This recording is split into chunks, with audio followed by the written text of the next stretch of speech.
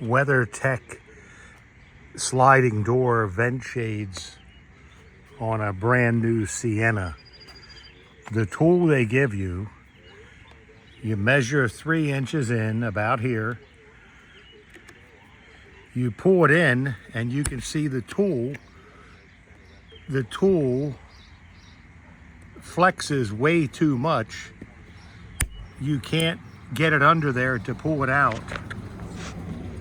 No matter what you try and do, you get the tool in there and it just basically goes flat. So that's worthless. I used one of my own tools, which you can get under there much better, but you still can't get the channel. You still can't get the channel out enough. This whole plastic area here is one big piece.